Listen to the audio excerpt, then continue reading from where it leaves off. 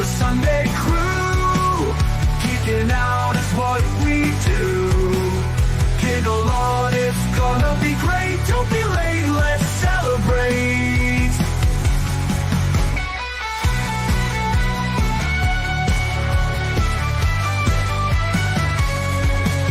Science fiction on a screen so bright. Old classics and the new delights. The unapologetic geek will lead the way, with facts and fun to fill your day. Discussing every detail, every frame, from the eerie to the loud and the same. Giggle along with all that's great. Those Sunday vibes you can't debate. Tug along with the Sunday crew. Geeking out is what we do.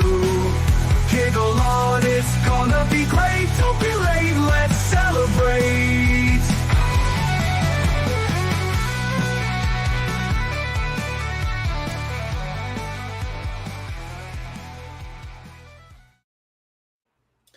Greetings! Welcome to the Tug Chat. Before we get started, I have to give a special shout out to my wife because for my birthday, she got us all branded t-shirts. Oh, neato. Beautiful. Yep. So hopefully one of these days I will actually sell these kinds of shirts for other people. She also got me a couple other things that I'm going to send out to my Patreon, so that'll be a surprise. I'm not going to tell you what it is. But also I want to thank the people in the chat. I saw that Danny Staten was here. I saw that Vim Vanderstraten was here. Indy was here. Tracy is here, obviously. And this is the panel for today. It's me, Tracy, Thrash. That's it. But we are going to continue talking about Stephen King movies. And just a programming note, I will say it again at the end, but after this show, I'm going to drop a video on A Boy and His Dog, which features Mr. Thrash here. And then next week, it's going to be an even smaller panel. It's just going to be me and Thrash, and we're going to talk about A Boy and His Dog at length, because I feel we have a lot to say. And we won't be... I'll probably have to brand it ahead of time and say this might be a little bit more mature than my usual content, because you can't really have an in-depth discussion about that movie and keep it within YouTube monetization policies. Like it's going to be really hard. So a lot of innuendo and hyperbole, I'll tell you that much. Yeah, definitely. Oh, and by the way, it's so funny because it falls into my list of top 10 movies you simply couldn't make today. Oh, absolutely, yeah. In fact, it would actually make the top 10 of the top 10. Oh, that's funny. Sorry, hold on. I got a drink.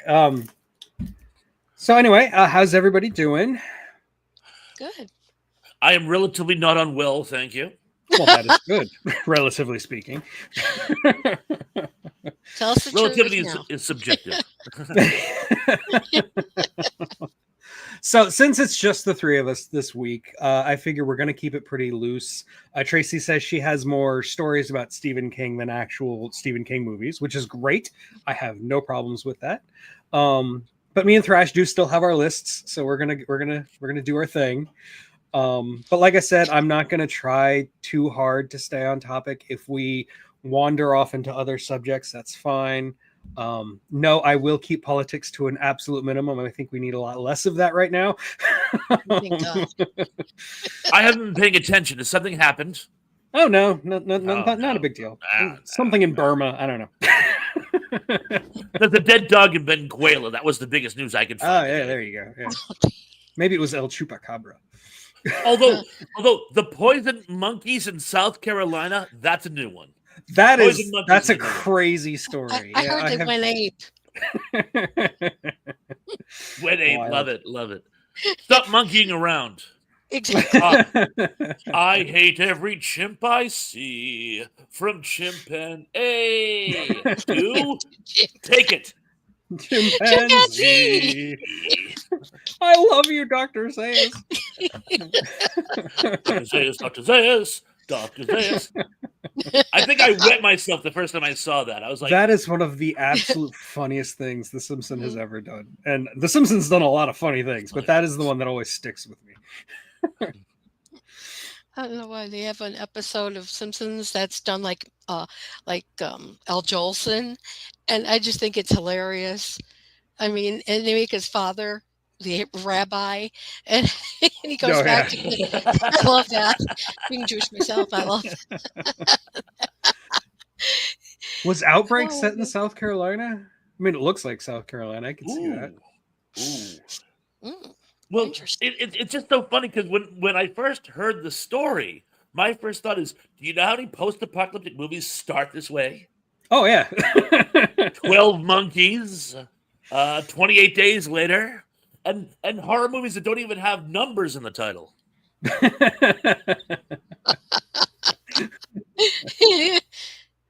I love in 12 Monkeys.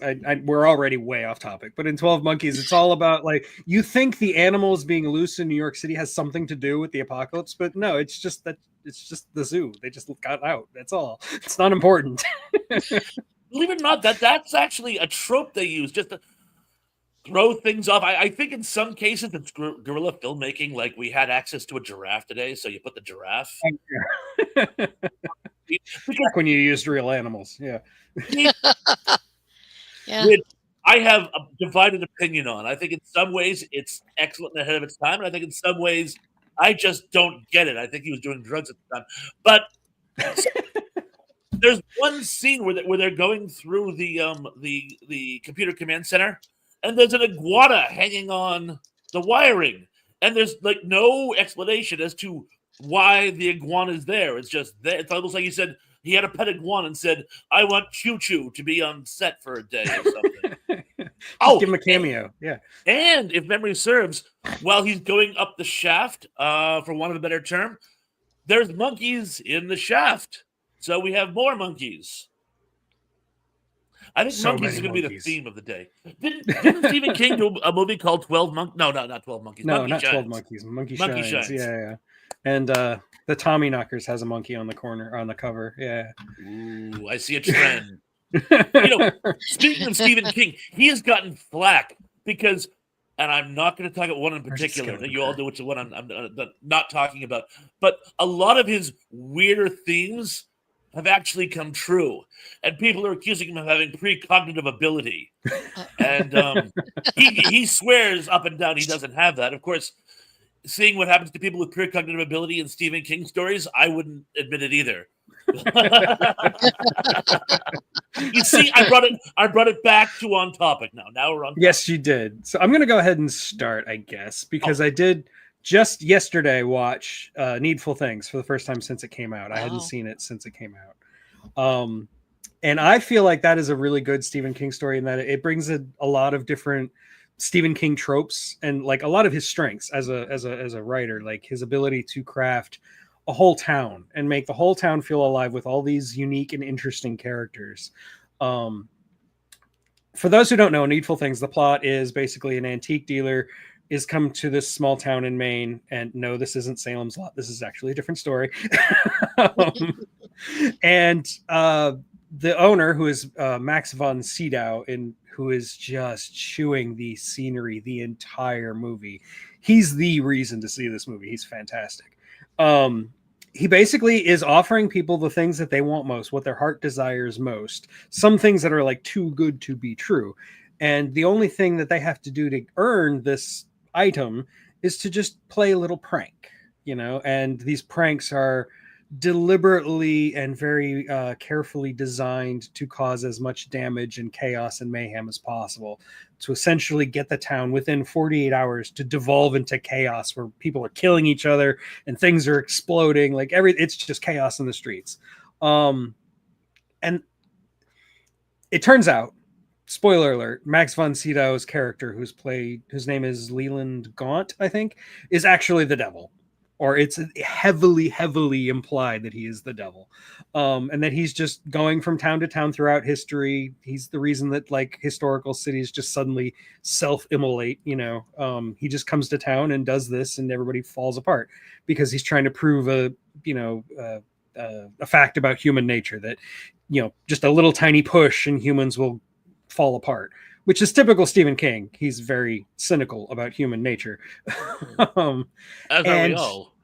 And this one, it feels like, I know I said I wasn't going to get political, but it feels like Stephen King's take on just consumerism in general. Just the idea that consumerism breeds evil and causes people to turn against each other and all that stuff. But since Harold's not here, I'm not going to go into too much detail about that. Yeah, hi, Harold. Hey, Harold. So yeah, Needful Things. Like I said, the main reason to watch it is Max von Sydow. He is great as the devil. And he is just having so much fun in this movie. It's not the best made movie. It's not the best made Stephen King movie, but I really do like it. I think it is fun. It is very entertaining. And the way the plot unfolds and unravels is very clever. So, that's all I have to say. And he is magnificent in the movie. And I couldn't agree with you more. If you need one reason to see the movie, watch it for him. The rest of the movie does stand up, but it's almost like he alone is 51% of the movie. Yeah. And that chilling epilogue he makes at the end, I just, for some reason, it always stayed with me. It's so haunting. He's just like, we'll have a blast in like 2064 or whatever. In Jakarta. And that's the thing. He mentions the specific in Jakarta. And you're like, okay, what's going to happen in Jakarta? Where's Jakarta? It's on an Indonesian island. Which one? It's like all of a sudden the wheels start turning. It's like I was watching a bit years ago where a guy said, it's better that only one of us knows. And my first thought is, knows what? Knows what? I have to know now. Knows what? Knows what? It's like it was a hook. I mean, if there was ever something that would have pulled you into a sequel, it would have been something like that. So it's like, again, as far as like last haunting lines go, that's actually in my top 10. So yes. Also, like, as much as I love Max von Sydow and think he steals the entire movie, I do like Ed Harris as the protagonist. He's fine. He's good. It's not Ed Harris's best movie or anything, but I do like Ed Harris as an actor. And Bonnie Bedelia is his love interest, and she's really good. Now I've got two stories to tell you. Okay. Ooh. Go right ahead, because I'm done talking about Needful Things. Well, I'll do the short one first. I met Ed Harris's mother. She lived in the same town I grew up in. It's called Evanston, Illinois. Long story short is when he won, I think it was an Emmy, she brought the Emmy to our little book reading group, and she showed it to all of us and let us hold his Emmy. It was pretty cool. Neat. Yeah. And so another story is I actually met Stephen King. I was 13 years old. My dad wrote a book, and there was a book signing at this old, now it's called Macy's, but the old store is called Marshall Field's in downtown Chicago. It was one of the biggest department stores we had. And it was also kind of an upscale department store. So they had a book department, and they had my dad signing his book. Sitting right next to him was Stephen King signing his book. If I would have only known that, I mean, because I was scared of him. He looked really weird to me. I'm still scared of him. Well, he came in wearing like an overalls, but with like the thing unbuckled in front, so it kind of came at a slant. And he just did not look like, a writer. He scared, seriously, he scared the crap out of me when I was 13. Long story short is he was sitting right next to my dad, and kind of like I was sitting right next to them too. And he was signing a little book called The Shining, the first edition. Wow. And if I only knew to pick up one of those first editions, have him sign it, put it away for a long time, and take it out, would be worth at least something. Yeah, that's amazing. Yeah. Opportunity missed. Oh well. Did you speak to him at all? Yeah, I did. I said hi, and he said hi. I mean, but it was all like really generalisms. It wasn't anything deeper because, like I said, I was 13 years old. What does a 13-year-old know? I mean, with like those books, unless you're into that, and I kind of wasn't at that time. Because you and I are about the same age. I think. How old are you now, there, Tracy? 57. So rude. Yeah, we're the same age. So I'm trying to. I don't think I discovered Stephen King when I was 13 either. I think I was more like 15, so it would have been an opportunity lost for me too. I can picture it. So Oh, but I feel so stupid. I feel like I could kick myself in the head just thinking about opportunity missed. oh, and you're right. Devil's Advocate, an excellent on-screen devil, but I gotta give it to Jeff Goldblum in Mr. Frost. Oh, that was good. Ooh. Mhm. That's I my was going to favorite go on-screen. George Burns, but you know. There's no wrong Oh God. answer. There's no wrong answer. There we are. Great Uh, story. You know, it's funny, Tracy. Mm, As you guys know, I live here in New England, that's and right. there's something much like when you live on Cape Cod, like I do. The first thing people say is, "Hey, do you know the Kennedys?" And actually, I Oh did. God. Yes, I did. Wow. But Teddy used to come into. I'm sorry, Senator Kennedy used to come into the shop I worked at every Sunday, and he used to call me Bobby. And I thought that was so Aw, adorable that's that he called sweet. me Bobby. Yes, so I knew them enough to say good morning to them. They would never invited me to the compound, but probably just as well. But getting back to Stephen King, Yeah. we get a lot of folks here from Maine. Mhm. And the first thing anyone will ever ask you if you say you're from Maine is, do you know Stephen King? Which is funnier because Maine is substantially bigger than Cape Cod. But you'd Mhm. be astonished how many people actually know the man. And I was waiting. It was this group of nurses that had decided to go on vacation together, and we're here on Cape Cod. And they mentioned they were, I think specifically said Bangor. And of course, first words out of my mouth, have you met Stephen King? And they started laughing, and they go, not only do they know him, they were having a cookie bake-off and needed a judge, and he very graciously agreed to be their celebrity judge. Oh And That's that's my. possible. fun. That's That's the That's really great. cool. cutest story I have. That is really cool. Oh my gosh, that's hilarious. And I now to enjoy pick a stories work. like that. Yeah, I've never actually met the man myself. And you know what? Even if I did, I probably wouldn't. He is notorious about being left alone in public. So I Mm, think even if he came into my restaurant and I waited on him, I probably wouldn't even acknowledge that I knew who he was, right. um, for fear that that would be off putting to him. Same thing actually happened to Adam Sandler. Adam Sandler is a very polite and very generous person, but he can't stand it when he's trying to have a family dinner with his wife and daughters. And it's like, oh my god, biggest fan, biggest fan. In fact, Yeah. I've always felt that that's why Stephen King wrote Misery, is because the sort of Probably. toxic fan terrifies him. Oh, sure. You don't know if you're Yeah, getting a loon or not. the Sorry, the Aaron. many celebrities I met while I worked at Disney really instilled in me this idea that if you come across a celebrity just in day-to-day life, like just in the grocery store or whatever, don't treat them like a celebrity then. Treat them like a human being and Yeah. don't fawn over them or anything like that. Just be Yeah. civil and normal because that's what they want. They want to be normal people sometimes. Yeah, believe me, I understand that. I grew up with nothing but mass media. My dad worked for Playboy for many years, worked for Chicago Tribune many years, which is our newspaper, and my mom worked for CBS television for many years. So, long story short, these were people who would come in and out of our house. Like Harlan Ellison lived like 3 blocks away from us, so him and my dad used to talk all the time. They were kind of buddies, and so it's like, okay, so who's coming in next? I was like a kid. I was like, and then I knew they were kind of special, but I was like, okay, hi guy, or hi lady. I wasn't really in the mind of like, oh, they're superstars or anything like that, which is pretty cool. Which When is you're funny raised because with it, you don't know it. everything I've heard about Harlan Ellison is that he saw himself as a superstar. And Mhm. What a surprise.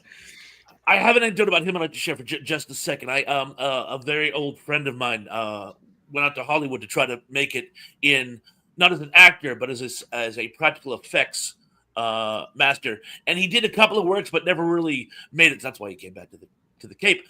But he was in an elevator with Harlan Ellison. And Mhm. apparently he didn't know Harlan Ellison, but he knew the man talking to Harlan Ellison. And Harlan Ellison said something about how, well, as you know, I have this very dedicated fan base that like has a very bizarrely sentimental feeling towards me. And Rick deciding to not be able to read the room, but decided to play along and says, "Oh, yes, Master Ellison, we praise you." And he kind of got a little snippy. And he goes, it occurred to me after the fact, he wasn't doing this to be self deprecating. He's, "Oh, I deserved of a fan base that me as a deity."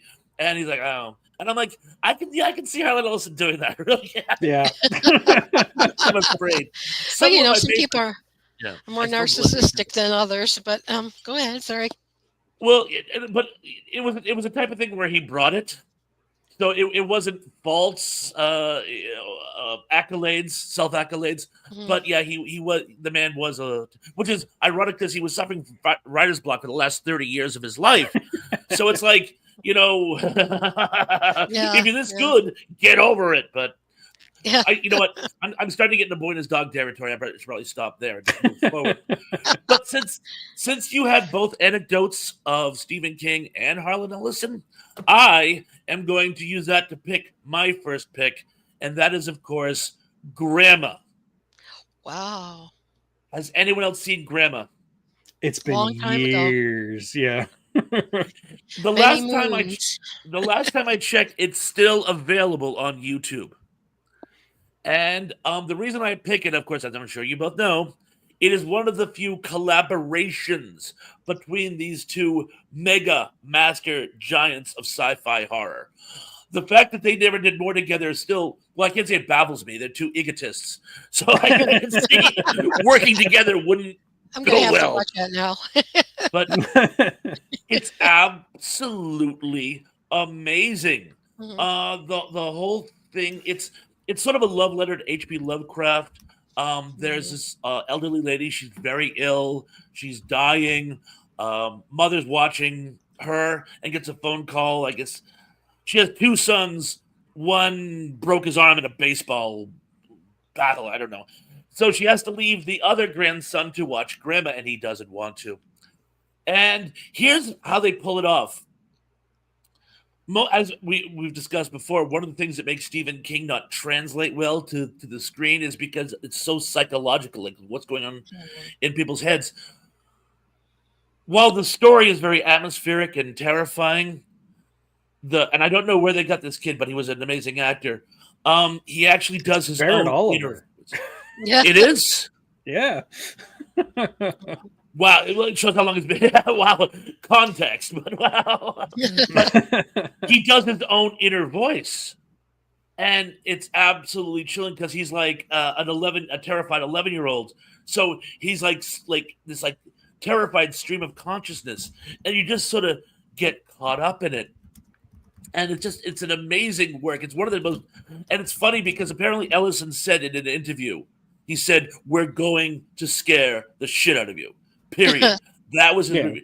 Because of course, Stephen King wrote the short story, and the teleplay adaptation was written by Ellison, and it just worked so well. It's possibly the scariest TV show I've ever seen. Wow. I'd have to think about that long have and to go hard watch before that I agree again. with you, but I'd have to watch it again too. Yeah. Me too. Yeah, I remember watching it years ago, and I was probably I was older. I wasn't a little kid, but it scared the BGs out of me. Now I will qualify it. You probably saw Talk about scarier things staying on like alive. HBO or cable TV, but as far as an actual horror show, like I said, I saw it 40 years ago, and it still stays with me. It is Yeah. really good. It's very atmospheric. I'll give you that. Yeah. I wish I had more to say. It's been so long since I've seen it. I long don't ago. really I remember it that find well. Stephen That's your King's homework. work. Yeah. Yep. Don't I watch find it again. Stephen King's work to be very psychological, and sometimes it is horror, but sometimes I think it's more, I don't know how to say this. I mean, there is a word for it, but it's like where it's more, it's not so scary, but it's more of the thought process, going on. And it's the story behind the story that kind of intrigues you.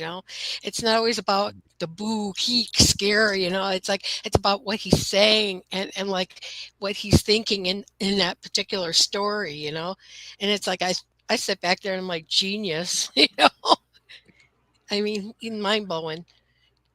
No, Thank you, Daniel. I think with Stephen King, a lot of the times it's not really about the monster outside. He has some great monsters and some great creatures and all that, Oh but yeah. like I feel like the real horror is the monsters within us, like that just the slight tweaking of your brain can make you into a horrible being, like whether it's Jack Torrance losing his mind in the Overlook Hotel, Yeah. or the people in Needful Things just being pushed to madness.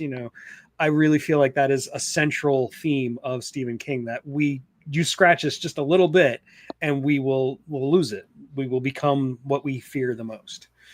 We have met the enemy and he is us. Exactly. Yeah. I think that is one of Stephen King's biggest strengths, in my opinion. And you put that together with his world building. I just want to get back to something you said earlier about the town and Needful Things. His ability to do world building is absolutely phenomenal. And in doing so, we're convinced this is real. This isn't Hollywood. This isn't fantasy. We're actually in this town with these people. And it just makes it far more personalized.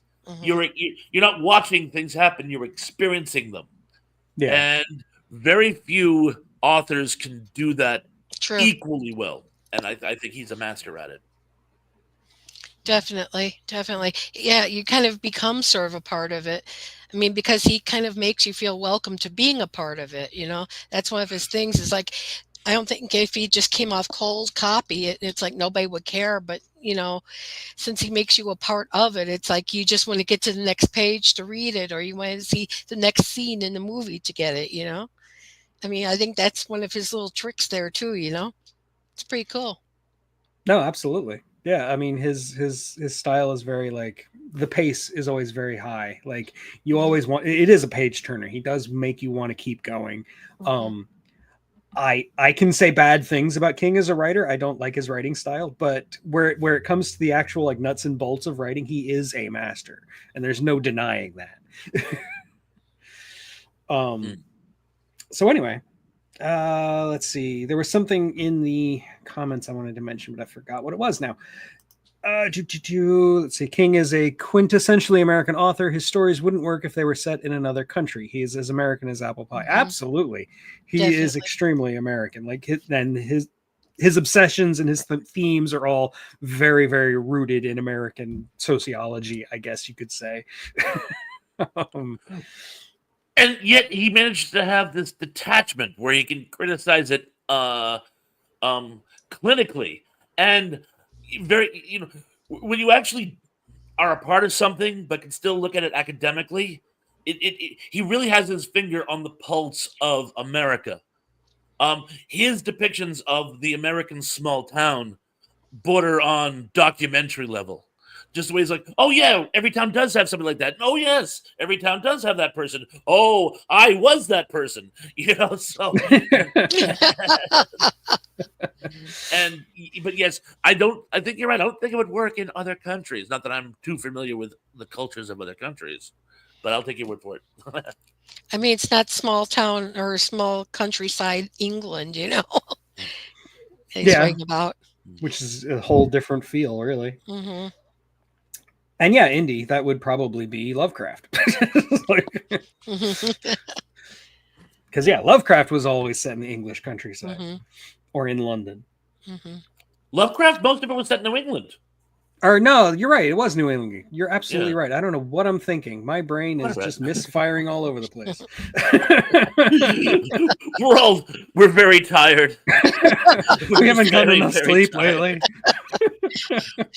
I could not get out of bed this morning. It was like 11:15 when I got up, and I'm like, I could not get out of bed. I can understand that if you worked yesterday. If there is a modern analog to Lovecraft, I don't think it's Stephen King. I think it's Clive Barker, but close enough.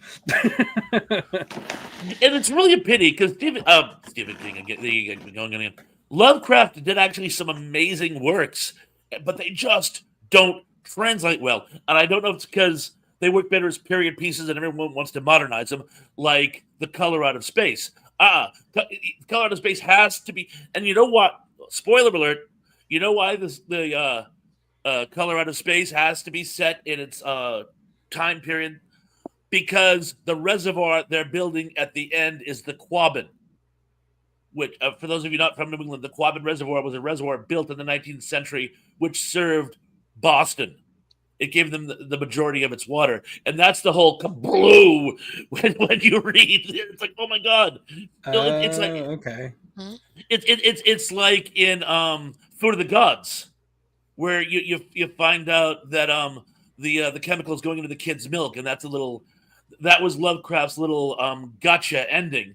Is that yes, people are going to very subtly be drinking that water.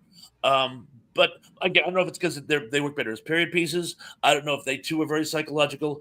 It could just be everything I've read about H.P. Lovecraft is that he was very emotionally unbalanced. So much like Coleridge, Yes. Unless you were also emotionally off balanced, it's not going to work for you. When you try to make H.P. Lovecraft and have it make sense, it's going to fail. Yeah, I think that's why I was so excited when Guillermo del Toro was going to make At the Mountains of Madness, because I don't think Guillermo del Toro would try to make it make sense. He wouldn't try to force that on it. And I think of all the filmmakers out there today, I think Guillermo del Toro would be the best suited to Lovecraft. Yeah, I like Definitely. that, because it's like, when you're watching these things or you're seeing them or you're reading them, it's like, don't overthink it. Just take it for what it is, the beauty of the natural part that is the story, You sit there and overthink it and all that, then, over analyzing it to its nth degree, it takes away from the fun. I wanted to highlight this. I wanted to highlight this comment from Castellar Daniel Garcia, because as a kid, I was definitely more Dean Koontz than Stephen King. I didn't like Stephen King because he was popular, but I loved Dean Koontz. I absolutely adored Dean Koontz. I read almost everything he wrote, and he wrote a lot. The man is very prolific. When you say going to make Into the Mountains of Madness, do you mean that project has been shelved, or is it just still in pre-production? With Guillermo del Toro, you never really know. I think he just shelved it, but he's got like a dozen movies on his shelf. So I don't know if he'll ever get to it. He was going to do it. He was like next on his slate when Prometheus came out, and he was worried that Prometheus was going to like step on its toes a little too much. So he decided against it. Although I kind of see where he's thinking, but like, I feel like they're still two very different stories. But whatever, it's Guillermo. I can't talk sense into the man, and I don't want to. Why would I? Now that you mentioned, I can see a connection between Alien and Thing from Another World. Oh yeah, there are sure. there are some overlappages. Ugh. So yeah, I can see his thought process. Oh, thank you, Danny. I figured you would be a Dean Koontz guy, Danny. Just knowing what I know about you. It's just something about loving all those cryptids. It's very Dean Koontz. I don't know. So anyway, I guess that means it's my turn again. So I already mentioned it, so I'll just go ahead and talk about it. Let's talk about Salem's Lot, the 1979 version, I think. Again, an antiques dealer comes to a small town in Maine, and Bonnie Bedelia is there for some reason. Only this time, instead of Max von Sydow, it is James Mason, of course. Insert the obligatory thrash, James Mason. Join me and through the dark as we journey to the center of the earth. All right. That was the best we could do on such short notice. Oh, God, you're great. You're great. Oh, child, you are too kind. I love it. I love it. I have so much. I really just wanted to talk about Salem's Lot just so I could hear that again. No. Thank you. Thank you. I meant to watch the new one that just came out last month on HBO Max, but I didn't get around to it. So I have no opinion on it because I haven't seen it. But the 1979 version, it has a very good like sense of atmosphere and tone. Like you feel dread, especially for like the first half, where honestly not a lot happens. It's all set up. You're getting to know these characters in this town, just like in Needful Things. Everybody's got their quirks. Everybody's a little different. You got the gravedigger and his dog, and you got, the corrupt businessman who's really, really paranoid and who is stealing from the town treasury or something. I think he like was a boat salesman or something like that. I don't remember. It's been a while. And you know, it's and you got the homeless guy who's played by that guy from House on Haunted Hill. I can't remember his name now. Elisha Cook. He's really good. And anyway, not Max von Sydow, but James Mason, instead of playing the devil, he is the familiar to a Nosferatu-like vampire whose name is, I can't remember. They name drop him a lot, but he's really just Nosferatu. He's the master. I do feel, and yes, Indy is right. That was made by Tobe Hooper, and it does feel like Tobe Hooper. There's a lot of stuff in it that actually feels like a precursor to Poltergeist. Like he's trying out a lot of things that he later uses in Poltergeist. And yeah, he definitely looks like Count Orlok. He's even got the rat teeth. The two front teeth are his fangs, not the sides. And that gives him that Nosferatu look. And he's all blue. I do feel like when he shows up, the show does lose a little bit of steam because he's just kind of there. There's not enough, there's not enough drama to it. He just kind of shows up in somebody's kitchen. It's really bizarre how he shows up. But I do like, there are scenes in this movie where like there's a kid in bed and another kid who's been turned into a vampire like floats up to the window and starts scratching at the window. That is some good stuff. That is really, really good. I don't remember the name of the actor who plays the lead, but he's about as charismatic as a piece of wood. That's my biggest complaint about Salem's Lot. From Starsky and Hutch. Yeah, that guy. I can't remember his name. David Soul. David Soul, yes. Who wrote "Don't Give Up on Us, Baby." Kurt Right. Barlow is the name of the vampire. Correct, Vim. That is right. I gotta agree with you. For some reason, like other works, for some reason, he could have been replaced with a cardboard cutout. Yeah. I have a funny feeling. I don't think that was intentional, but just the fact that there's like so much going on, he was really meant to just be sort of the witness, not the hero. So yeah, because he really doesn't do a ton. Like he does wind up, spoiler alert, he does kill the vampire. But like other than that, he's just kind of a passenger. Other than that. But yeah, that scene, by the way, with the floating kid, which of course is sort of a demonic reversal of Peter Pan. Yeah. Come join us, that type of situation. And of course, who else thinks The Lost Boys was conceptualized from Salem's Lot? Absolutely. There's definitely a lot of connective tissue there. I've always thought that, never was able to put it together, but there's definitely, but moving forward. But yeah, that scene scared the Bee Gees out of me when I was. Now, the funny thing is, I remember when this miniseries first came out.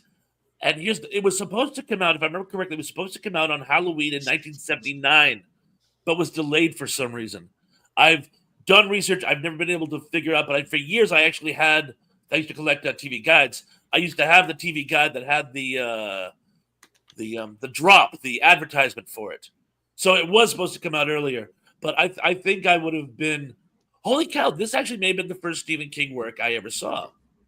Because it was certainly before I read his story, so this may have been my introduction to it. But yeah, it's such a great miniseries, and of course, Lance Kerwin plays the main young folk, and my wife had such a crush on him, and it's just a great story. But yes, for some reason, the vampires themselves aren't even the main dramatic element. It's more the humans, and it's I have to see it again. I've been meaning to watch it again for years, and I haven't, and I need to. And yeah, like you're right. Like the vampires themselves, like the main vampire, the master, isn't even like the final boss. Like he's not. The climax of the movie isn't him killing the master. The climax of the movie happens later. It happens in Mexico, when he has to confront Bonnie Bedelia when she shows up. That's the climax of the whole thing. And yeah, I don't know. As a vampire story, I think it's very clever and very good. It's a Stephen King vampire story, and I'm amazed we didn't actually talk about it when we were talking about vampire movies. Probably because it was made for TV and not an actual theatrical release. And I've frozen, by the way. Oh, you're frozen again. Who had 39 minutes and 50 Oh seconds? God! I was telling him that's funny. We take bets on Halloween. That's awful. We were also talking about Thrashisms, and he's scared the Bee Gees out of me twice. Yeah, so. yeah. I'm being alive. Oh, we love you. We do. I wish Frozen I could or not. remember where. I got that from somewhere, and I can't remember where. But I've been saying it again for like 40 years. I feel like Rick Mail and Blackadder. Oh, I haven't heard that word in 20 years. Yes, 20 years. 20 years. I'm gonna bump out and come back in because Okay, that's fine. Yeah, just because. Do what you got to do. I've never actually seen a Return to Salem's Lot. I've never either. Yeah, I know it Is there exists. one? But I yeah, didn't even know it came out like a one. couple years later, I think. Wow. I know very little about it, other than it's not nearly as popular as the original. The original, yeah, always the Yeah. original seemed to stand out. I mean, I know Kubrick didn't exactly get along with King about the, about the The Shining. Shining movie. Thank you. I'm like trying not to hiccup. Anyhow, it's like because it wasn't as close to the writing as he wanted it to be. But I tell you one thing: that original Shining is one of the funniest movies I've ever seen. And I don't mean to be rude. I mean, it's just so funny. Like, it's like, here's Johnny and the two girls. It's like, I was waiting to hear, oh, Damien, we did it all for you. Damien.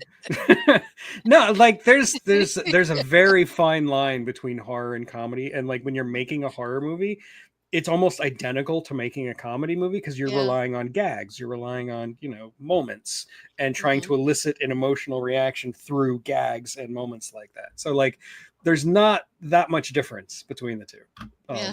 So sometimes you can see a horror movie and it can scare the crap out of you, but it can also be really funny. Like that is totally plausible. It's totally a thing.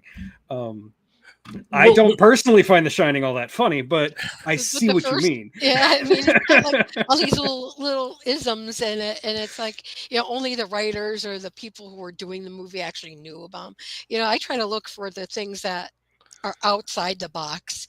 I think it's more fun that way. Well, it's like when you're walking through the woods and like some animal like rushes up from behind a tree. And for a second, you're really scared, but then you start laughing. Then you laugh, That sense of exhilaration, the emotional levels are almost identical. And I was just talking to somebody about that the other day. And my wife and I went to see, it shows off a backward going, we saw The Possession of Emily Rose. And the audience was in hysterics the whole time. And I'm like, it worked better as a comedy, a dark comedy. It worked better as a comedy than an actual horror movie, even though it's a really, really dark subject matter. But again, that's nothing new. Dark comedies are actually, I mean, Harold and Maude, Little Murders, which I just saw the other day, which I'm gonna do as a double feature. That's about it. But both of them are very, very, very, very dark, and that what makes them so funny. So yeah, I think a lot of horror movies, particularly the ones that don't try to be funny, when when you try to do a tongue-in-cheek movie, yes, a farce can work and be very, very funny. But when you're trying to make something serious and the humor is organic, I think that is priceless. Yes, that always is much better if it's organic. If you try to force it, like you can tell, the audience can tell you're forcing it, and so it doesn't land as well. That's true. It can still be good. Like Shaun of the Dead is one of the funniest movies I can think of off the top of my head. That's a good point. Yes, there are really good horror comedies out there. It can work, but the true genius is when, again, it's organic. Anyway. So, hey, Tracy, any more stories? Any more stories? No. Not right at the moment. Lance, hey, what's going on, buddy? Lancey. So I guess I'm up again. Yeah. Is that cool? That's fine. Go for it. Beautiful. Okay. Come on, Thrash. I should have made a selection before I knew I was up. Hey, have we talked about The Stand? Yeah, I think we mentioned it. Yeah, we did talk about it a little bit. Yeah. Okay, I'm gonna have you to can make bring it up selection. again if you want. Are you sure? Okay. Tell us something we don't know. Maybe learn from you. Well, that was the one that really stayed with me because I had been a fan of his for some time before that. But in my opinion, that's really what put him on the map. The original 1992, 93 miniseries. And, I tried watching the new one, and it just didn't grab me like the old one did, much like The Mist. But they went way off the mark for that one. But everything just sort of came together. The sort of battle between good and evil, and both the good and the evil were just cast so phenomenally well. Particularly the guy who played Randall Flagg, who most of you would probably remember from he was on one of the Law and Orders for years. He's a great actor, but he was so terrifying as the walking dude. It like he just had a presence. And the rest of the cast, Miguel Ferrer, Ed Harris. The thing I remember Ed Harris most about was not Creepshow, which he did a fine job in, but his character in The Stand really, really stayed with me. It's funny because I think he's only in the first episode. But I thought The Stand was one of those shows where, first of all, I thought it was, while they didn't change a lot from the book, I thought they managed to keep the integrity amazingly well. They managed to translate a lot of the again, that psychological stuff. They managed to maintain it somehow. I think the cast did it for the most part. The cast were all at their best. If I have one criticism, though, if I do have one, I think it was almost like they were trying to take themselves a little too seriously. Like when in The King, there's a lot of dark humor, which I think in a global pandemic you would get, and they kind of toned a lot of that down. Like, for example, if you look very, very, very closely, when Gary Sinise escapes from the experimental center, you read on the back, someone wrote in spray paint, ADH. ADH is something kids were spraying, painting on walls, and it's all dead here. And it was like little things like that. They kind of downplayed the whole thing. They nicknamed it Captain Trips, which you actually first see in a short story he wrote called The Night Surfers, which I read somewhere they actually did as they did it as a short film for television or something. I can't find it, so it could have been a rumor. But Night Surfers is great. And again, that was a sort of precursor to The Stand. But again, I remember I saw The Stand before I was married, and I was watching it. My old roommate was a Stephen King fanatic, and he loved it. And again, kind of filled in some of the gaps for me because I hadn't read the book at the time. And again, to this day, I think it's still one of the best miniseries ever made. Yeah, I like that too.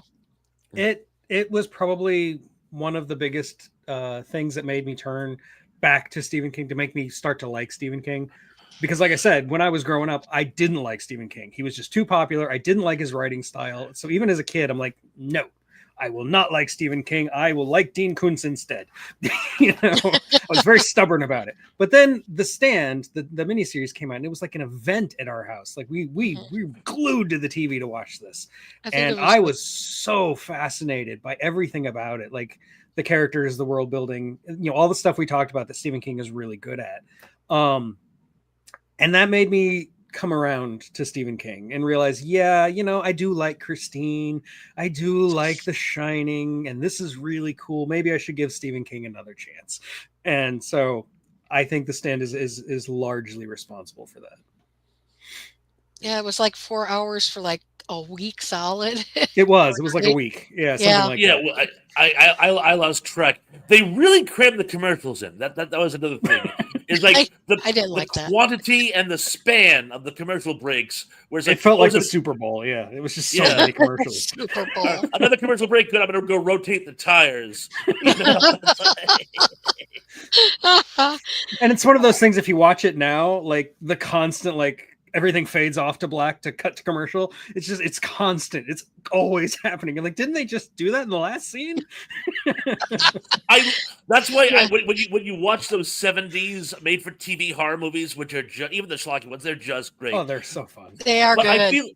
I felt so bad for the director because every 7.5 minutes they have to do a still shot and then fade to black, and I'm like, it must have been so infuriating when you want like, no, we'll have this here. Nope, you're gonna fade to black because we're gonna go to commercial. Damn it. Reminds me of Kolchak the Night Stalker. I think when they threw it on TV, every like 30 seconds, at least it felt like this. Another ad. If like I see another Chrysler ad, I'm going to scream. Something stupid like that. Oh my gosh. And yeah, in the early 90s when The Stand came out, it was like long distance phone calls. Every ad was about long distance phone calls. Oh yeah. And that's not even a thing anymore. No. It's so funny how commercials change. Like, for example, I remember as a kid, candy commercials. And you still have a few, but it's always like Reese's and Twix. When was the last time you saw a commercial for like Bazooka Joe bubblegum or Tootsie Rolls? I still remember the jingle. The world looks mighty good to me because Tootsie Rolls is all I see. I haven't seen a commercial for Tootsie Rolls in 20 years. Yeah, I mean, that Tootsie Roll Pop commercial with the owl, which is like, world famous. Everybody knows that ad, but that ad is like 50 years old now. Yeah. That was not more. 1971. I remember when it was first on. My father and I used to watch Saturday I morning was really close. That's like what, 53 years. You were. Yeah, that's what I'm saying. So you were right. You said even more than. So yes, he was even more than 50. But yeah, that's amazing that I actually remember that commercial. Let's find out. 1, 2, 3. Well, you do that good there, Thrash. Well, I've been watching it for 53 years. I've had 53 years to practice. And yes, to answer your question, Lance, Harold is no longer here. He's departed YouTube, so he's decided he would like to spend Sunday with his family and stuff, which is fine. I'm not going to hold that against him. But go check him out on Twitch if you miss him. He's always there. Trust me, he's on almost all the time. He cranked something like he told us it was like 200 something hours last month, and that's almost like 2/3 of the month, with including nighttime. How is that possible? It's a work week. I know, it's insane. That's a work week. I wonder if they're paying him and how I could work that way. I don't really. Hey. Oh yeah, and the 1-900 commercials. I remember that. Oh God, party line commercials in the middle of the night.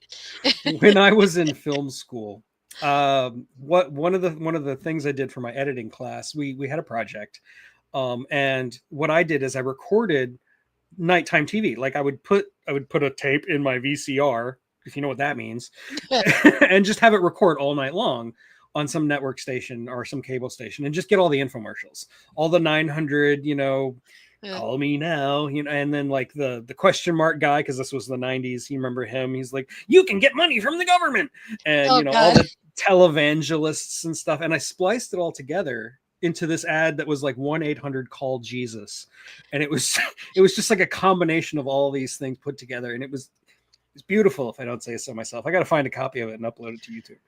You must. That sounds really great.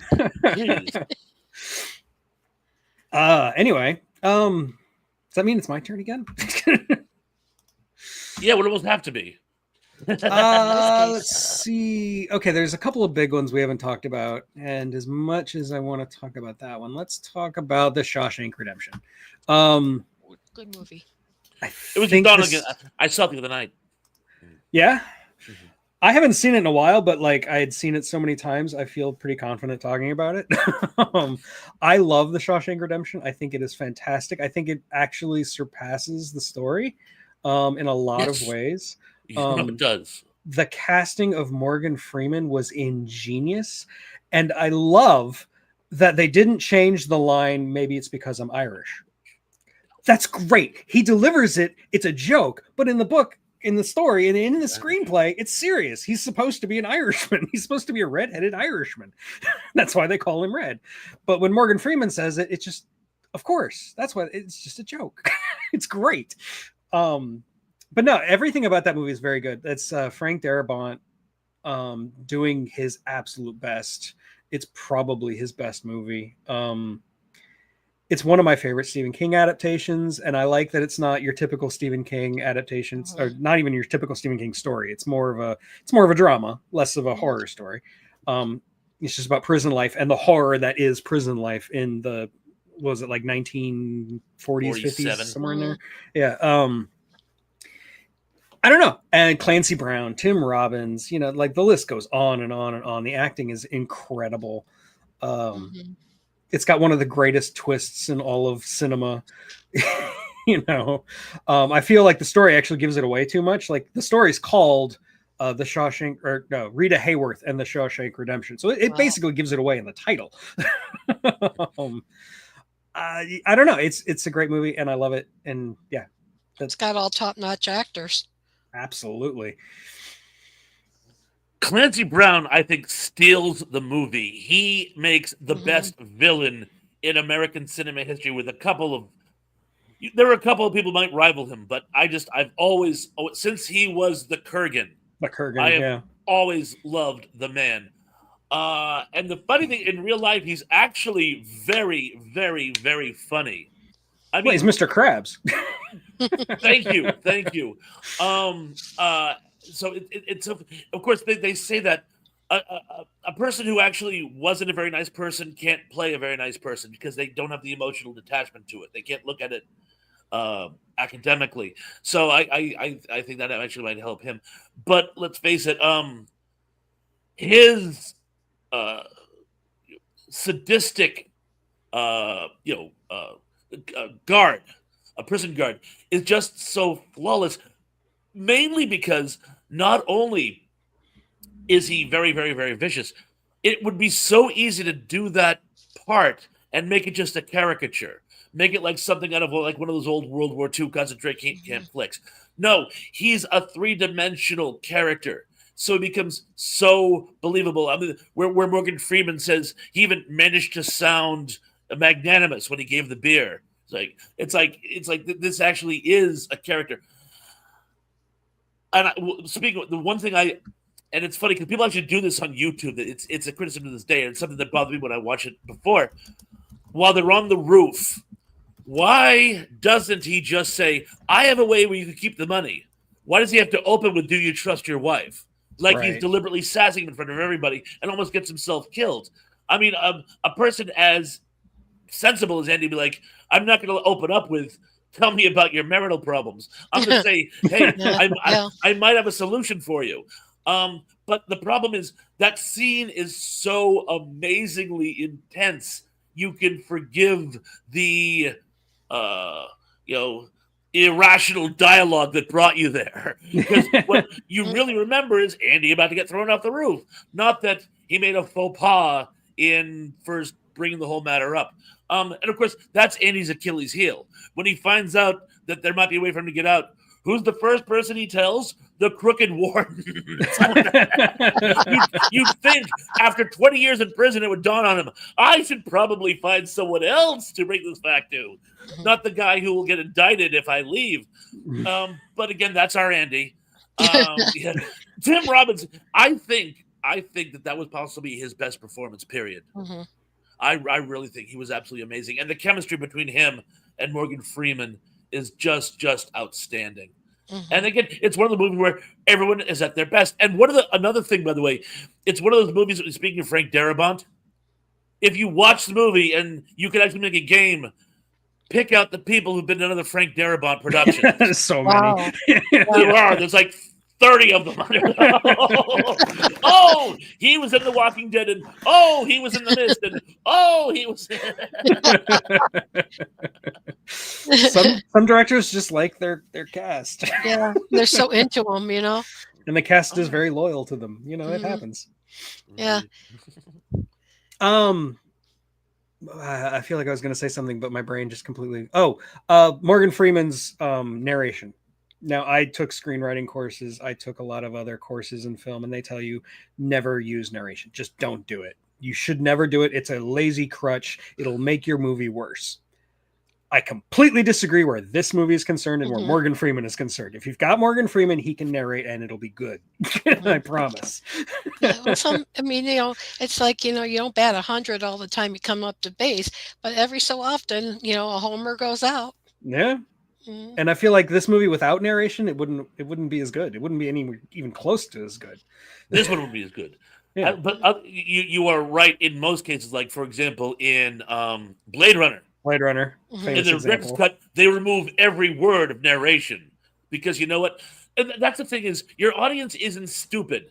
They can extrapolate. Yeah. So it's like you don't really need it. And if there's like some type of expositional dialogue you need, you can work that in other ways apart from narration. Narration is just it's a way of getting out there quickly. In fact, if you'll indulge me for one moment, I Sure. just did on my channel. I did a review. I have fallen in love with a lot of the mini horror films you can find right here on YouTube. There's some masterpieces. There's so many. Mhm. There's so many of them, and some of them are mediocre, but some of them are outstanding. Mhm. There are some people who've actually made careers from making like short little horror movies on YouTube, and then Hollywood gives them a call and they make full length versions of their short films. I'm sure that's why they do it. Yeah, I'm certain that's why they do it. It's so cool that is a thing that exists now. That's great. I love it. But I just did one, and it's only 5 minutes long, and you simply don't have enough time to do expositional dialogue in 5 minutes. What they do is the main character, the only character really, he's written reminders to himself on Post-it notes and put them all over his room. And when the camera, he's doing what he's doing, but while he's doing what he's doing, the camera's focusing in on these notes. So you're watching the action with the main character trying to stay alive, but you're getting the background by reading these notes and extrapolating. Oh, okay, he has to be in by 10:04, and oh, he has to make sure the door's locked in. Oh, the voices aren't real; it's the demon, and it's like it gets you up to speed in a more innovative manner. Mhm. Absolutely. Yeah. Definitely. But he probably couldn't afford Morgan Freeman, and that's why. No. No, I couldn't even pay for his toe. The lint on his back would be too expensive. Oh, I thought that was a Bob Marley reference for a second. No, geez. But with Blade Runner, going back to what you were saying about Blade Runner and the narration, I know what Ridley Scott was going for. He was trying to make a film noir. He was, the Sam Spade narration is classic. You can't have a Sam Spade story without some kind of narration. That's very important. That hard-boiled, Mhm. Detective talking to himself. You have to have that. But like in Blade Runner, Harrison Ford is not Humphrey Bogart. Okay, he just isn't. He never will be. No, he's just not. And it was almost like he couldn't keep the audience from knowing just how bored he was reading all the monologue. It's like you could hear, "Do I have to do this?" Okay. Oh, But I'll take the money. I went down to the old. It's like, yeah, Harrison, you don't want to do this. We get it. But it's part of doing a noir film. This sort of clunky exposition, But what are you gonna do? Also, they did kind of phone it in. The narration in the Sam Spade, it has to be very clunky. He has to be talking around things. There has to be innuendo. And it has to be extremely overwritten. Like that's kind of, that's part of its charm. Yeah. It was 5 o'clock and I had 6 shots in me. Yeah. 5 were Scotch and 1 was German. It's like that type of thing. Nice. It's where you have to actually try to figure out what he's talking about while you're listening to it. So you're engaged. You don't simply go. So anyway, then I left and felt like I should have some drinks. It's not the same. It was like dark corner of the alley. Like Qui-Gon Jinn's face in The Phantom Menace. Yes, we know you're doing this with a gun to your head. We get it. We're bored too there. Yeah. Oh my. Oh, those are fighting words, Danny. Harrison Ford is better than Bogart? I don't know, man. I like Harrison Ford and all, okay? I do. But Humphrey Bogart is a different beast altogether. I'm sorry. What do you mean, Harrison Ford is better than Humphrey Bogart? I can't countenance that. I'm sorry. It's the best I can do on such short notice. But no, Morgan Freeman, he could be bored and just reading out of the phone book, and it would still be mesmerizing. Yeah, you know. He just has that voice. Everybody knows Yeah, it. he makes everything sound romantic for some reason. You know? Yeah. March of the Penguins is a great documentary, not because I really particularly care about penguins. I like penguins, they're fine. But Morgan Freeman's narration makes that movie just engrossing as heck, you know? Yeah, you know, it's true. Like when you have like somebody narrating, you don't want to have anybody. It just sounds, sounds like Bueller. Just don't get Ben Stein to narrate your movie. Ben Stein made a career. He parlayed that from that one scene in Ferris Bueller's Day Off. I have a monotone voice. You're gonna pay me how much to have my own show? I'll do it. Anyone? I'll do it. You know. They tell actors you have to realize what kind of an actor you are and just lean into it. Ben Stein definitely did that. He found his niche and just went with it. Yeah. Oh yeah. Oh, okay, you got to read this one from Indy. This is great.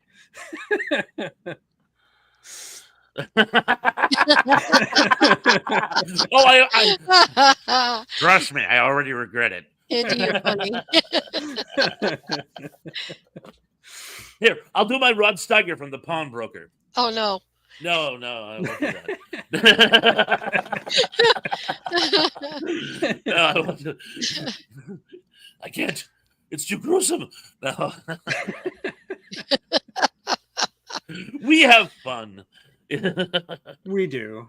Mm-hmm. Okay, so unless Tracy has something she wants to say, I guess it's your turn, Thresh. Well, I really should stay on top of these things. Actually, yeah, Tracy, say something. Okay.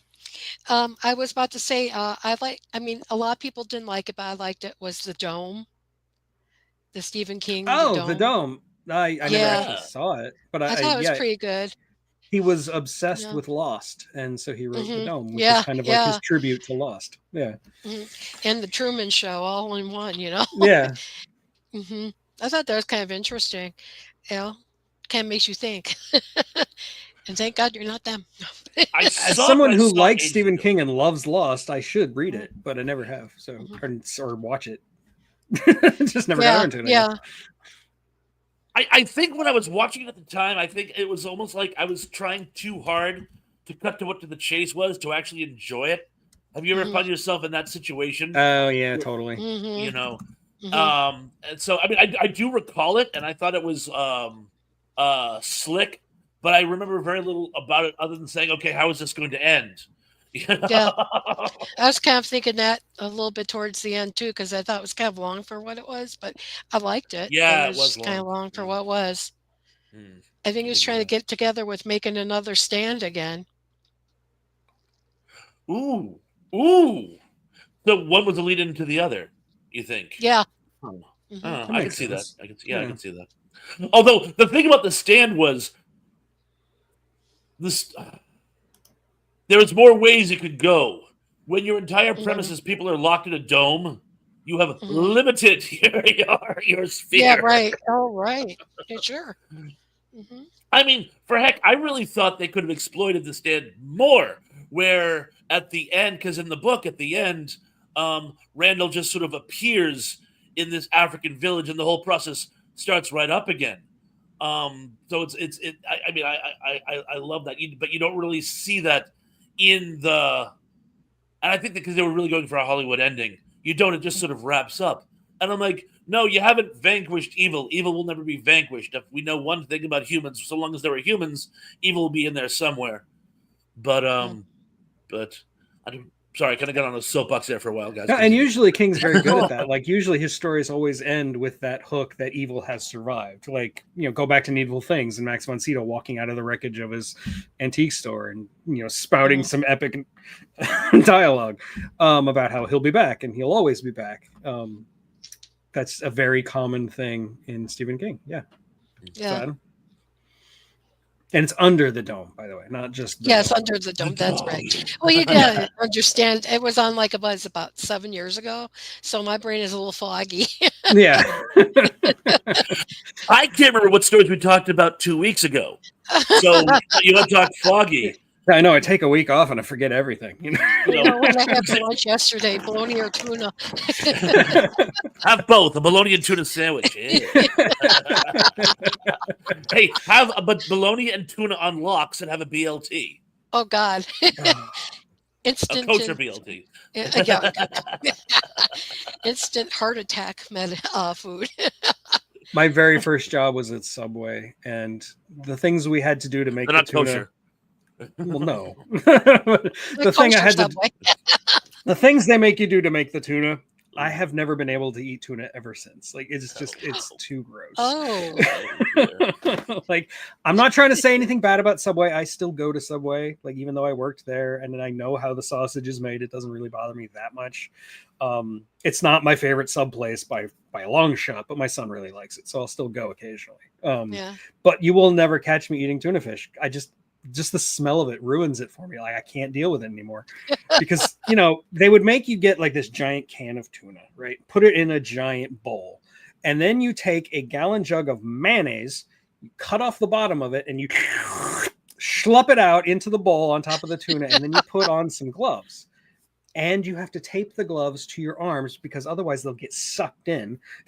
And you have to melt it by hand. Oh God, it's to this day I still have nightmares about it. It's so nasty. Thank you. Yeah, no, I don't even eat there. I think their food's rotten. I like Jersey Mike's. Jersey Mike's is better. I love Jersey Mike's. Yeah.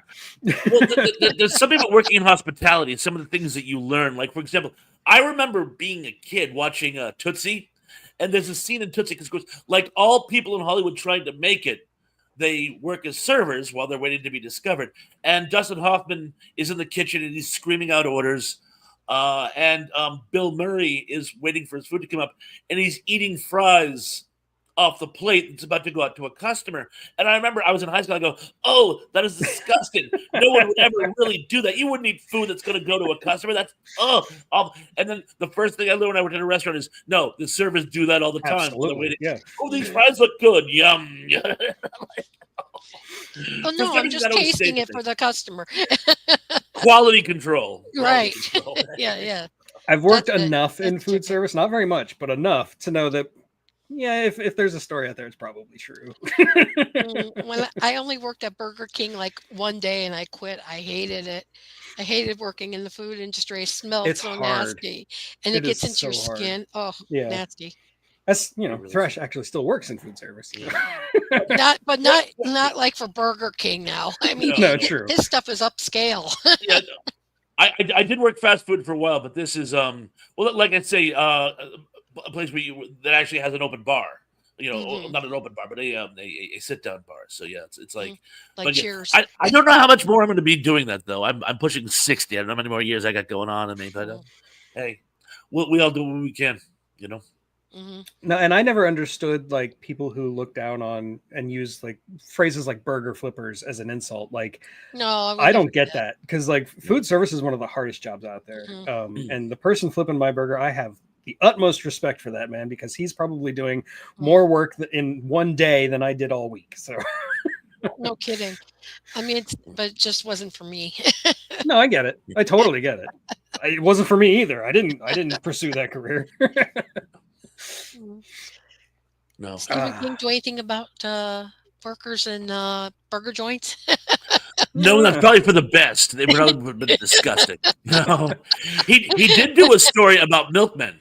Oh, and I wish I could remember the name of it, but it's these it's basically like the small town milkmen if they were like the Stockweathers,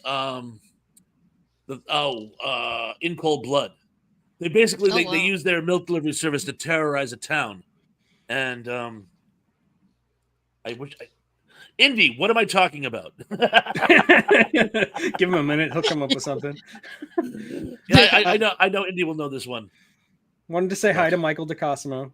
Sorry, I'm flipping Hey, through the comments a Michael. little too quickly. Aw. No, please do. And Danny, yeah, I worked at a Little Caesars when I was in college, which was great because I didn't have to pay for food. I just ate pizza all the time. Mhm. But holy crap, was that not good for me? Not even close. Anyway, now I'm diabetic. There's a message in there for all of us. That's the moral of the story. Why are we laughing at that? That's sad. I'm I very know. sorry for your condition. No, Me too. actually, like I've said this before, and people don't really believe me, but like, yes, it's gonna suck when I get to the end of my life and the complications from diabetes really kick in. But for now, being diagnosed with diabetes was probably the best thing that could have happened to me physically because it forced me to get back into shape. It forced me to lose 150 pounds. Because I used to be a big dude, and I'm not that big anymore, and I can show you the shirts and stuff I used to wear. And my health is better, my mental health is better, my satisfaction, quality of life is better. I never realized how much that weight that I had on me was dragging me down, like just physically, emotionally, everything. So like being diagnosed with diabetes is not a death sentence. No. You have to look on the bright side, and Mhm. I feel like my life would be worse if I hadn't been diagnosed with diabetes. So. Check. Eric, you're not the only one. I am too. And Join the club. it's not like it came as a surprise. My Yeah. family on both sides of my family are diabetic. too. Like, there's just so much of it in my And family. they're I knew it was skinny. going to happen. On my mom's side, they're all skinny and tall. I'm short and chunky. On my dad's side, they're all short and chunky. Yeah. Thanks, Dad. Oh, Indy wasn't paying attention to your question, Thrash. Oh, shall I repeat all that? Fine, I will repeat all that. It's a Stephen King short story about two really sick men who run a milkman service in a small town, and they use the service to terrorize the residents. That's the Reader's Digest version of the encapsulation. I summarized the summarization of this summary. Yeah, Danny has a similar story to mine. Yeah. Oh, cool, Dan. Yeah, actually, for many years, right after when I lost that 150 pounds, and then for a couple of years after that, I didn't actually need any medication. As long as I had good diet and exercise, I was fine. It wasn't until later when, diabetes does get worse over time. Now I have to be on medication, but still. This isn't about diabetes. This is about Stephen King. Wilford Brimley. Wilford Brimley, yes. The diabetes. There was no vanilla ice cream. I kicked the dog. I don't even have a dog. Whose dog did I kick? Mercy. I think I stumped Indy. He hasn't come back yet. Yeah. He says morning deliveries, ? Oh, there it is. Yes. Let's go with that. It doesn't even sound familiar to me, which, like we talked about in the last episode, I actually like Stephen King's short stories more than I like his books. I think he's a better writer when he sticks to a short story. The Skeleton Crew or Skeleton Key, I can never remember which one it is. Skeleton Crew. That's probably my favorite book of his. It's got some great stories in it. My absolute favorite being The Ballad of the Flexible Bullet, which is just about a writer going insane. I love it. It's so good. I have the book. I don't think I've read that one. I'll check that out. It's the very last story in Skeleton Crew. Gotcha. I never get that far. Usually when I'm reading an anthology, I get sick of it before I get to the last Fair enough. Unless that one was recommended to me. Like some people say you have to, so I'll start with the last one and then never go back to the first. Well, consider this my recommendation for you to read The Ballad of the Flexible Bullet. I will. Anywho. Oh, yes. Survivor Type is about cannibalism. True. I remember Technically. How would you label that, actually? I have no idea. It's a Stephen King story. That's how I label it. I don't know. That story actually freaked me out when I first read it. I was seeing this girl, and she goes, "You have to read this story. It's like sick." And it's about a man eating himself. Yes. And then the last, the way it ends is just like sort of wow. Yeah, what would you do to survive? Yes. Yeah. It's a cookbook. The cookbook. Why, Mr. Valentine, this is the other place. Isn't there like a cookbook on Star Trek, or not Star Trek? It's the Twilight Zone. Twilight Zone. Yes, thank you. Yes, Yeah, there's like yeah. How to Cook Man or something like. Oh, also that and I got this. How to Serve Man. That's what it is. Yeah, that's right. Mhm. Also in V. Remember when V was really popular in the early '80s? I Yeah. bought at a convention. I bought a V cookbook. No way. There were You some can- recommended substitutions, but You too can eat a live hamster. Yeah. Ugh.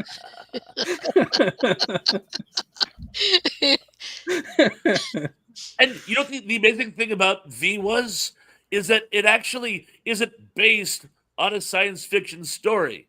Yeah, it's based was- on a neo-Holocaust. Yeah. Yes. And someone said this would work much like Rod Serling did. They said this would work much better if it was a science fiction story. And they said, run with it. But we've talked about this before, haven't we, Doug? Yeah, and I think I mentioned it in my review of V. Yeah. Yes, I actually knew it before that. But again, we have talked about this on several occasions. But yeah, I can it's tell. the kind of movie like thing where if you watch it knowing that, it's so obvious. It is painfully obvious. But I mean, I love V. I'm still a fan of V. It's still popular in my brain. I don't care what It's a anybody pretty else cool says. show. It was an amazing. The series was dreadful. I Yeah, don't the think series was not as good. The original miniseries was fantastic. Yeah, that was better. I think I watched halfway through the first episode and said I'm done with this. But the miniseries is I thought were great. The TV show does have a couple of things that going for it. It's got Michael Ironside and Richard England both doing a really good job, but like the writing and the effects are so much worse than the miniseries. Yeah, because they didn't have the budget. Yeah.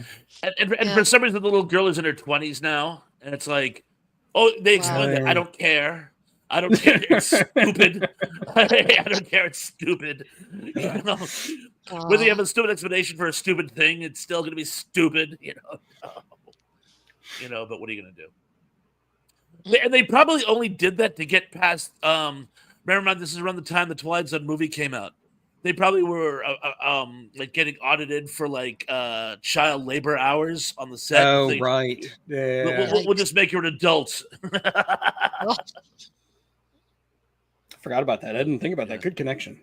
Yeah. After that incident, it was like Yeah. it was the like a helicopter. reign of terror in Hollywood. Everyone was getting checked, and of course, they were all breaking those rules. That was Landis's defense. Actually, these rules were a joke. No one was obeying them. And it's like, well, you just happened to get screwed by this, but Yeah, and it from what I've heard from Landis, it still really bothers him. It will bother him to his grave. Yes, Mhm. it will. It will. Yeah, it's And something how you'll could it forget. not? How could it not? But, Mhm. Anyway, ooh, wow. And on that note, I don't even remember whose turn it is, if it's anybody's turn. well, you know, I think it was mine, but you know, You could go. You have so many stories I like listening to you.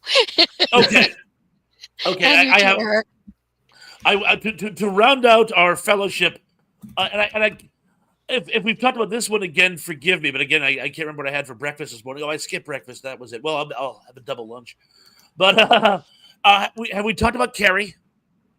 Yeah, we did talk about Carrie. Oh, okay. I thought so, but I'm just double checking. And I assume we've talked about Stand By Me. No, we have not talked No. about Stand By Me. That was one of the big ones on Bingo. my list that we have not Mhm. talked about. Yes. Then I'm going to talk about Stand By Me. We will finally have completed all 4 of the stories from different seasons. Yeah. But yeah, I actually saw this almost by accident. I was in college, and it was Parents' Weekend. My mother had come up, and my best friend had actually tagged along with her, and so we were hanging out in North Adams and decided to go see a movie, and we ended up seeing Stand By Me because it just sounded interesting, and I got to tell you, I fell in love with this movie. And it works on so many levels. It's like a period piece. It's a buddy film. I love that whole coming of age setting. I think the kids think they were all at their best. The fact that I love how they make fun of this in Family Guy. the fat kid is now married to Rebecca Romaine. That's Jerry. I didn't make that up. The fat kid from I know. I remember when Sliders was out and like was on TV, and people were telling me that's the same kid who was in Stand By Me was the fat kid. No, he's not. Shut up. Yes, he is. People grow up. And I got to tell you, the funny thing though about it is I saw the movie first and then read The Body, and they're really, really, really different works. I'm not going to even pick one over the other. But they're two different. They're apples and oranges. Yeah. They really are. But I do recommend people actually do go and read The Body, because it does make a nice rounding out of the matter. It does, and I'm kind of glad they left this out, because, and they joke about this again in the Family Guy adaptation.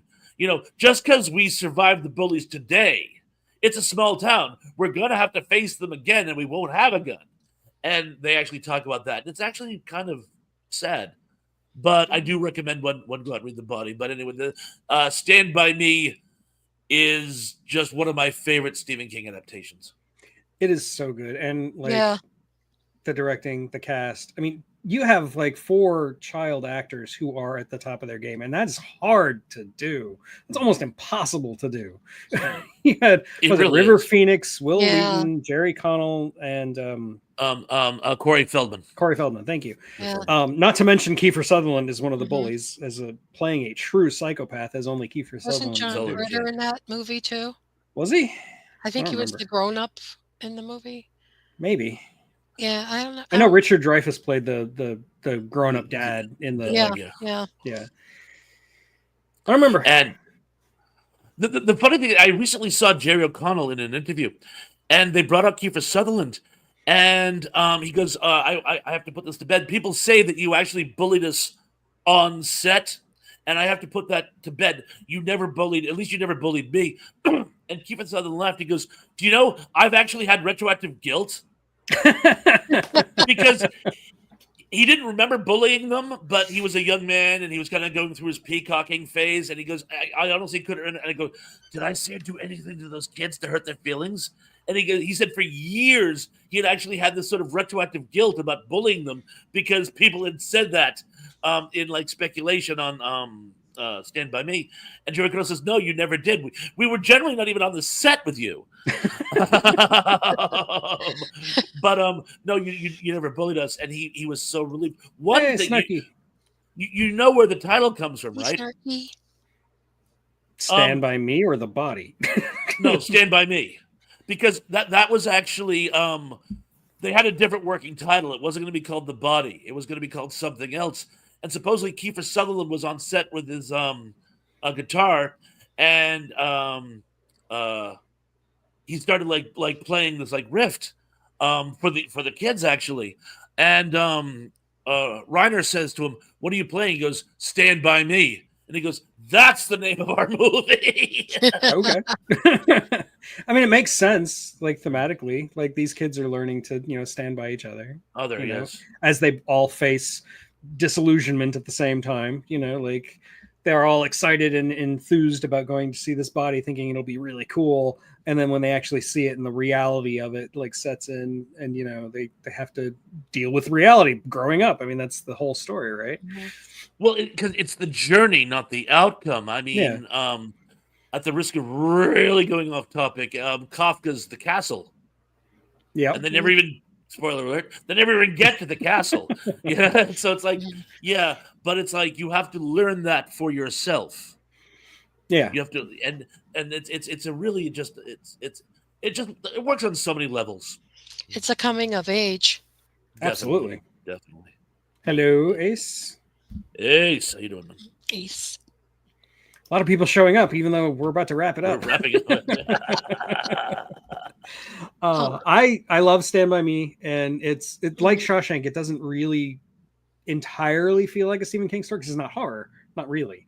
But it has all the hallmarks of a really good Stephen King story, in that the characters are so well developed and so interesting, and they're just kids. They're still managed to be really good characters.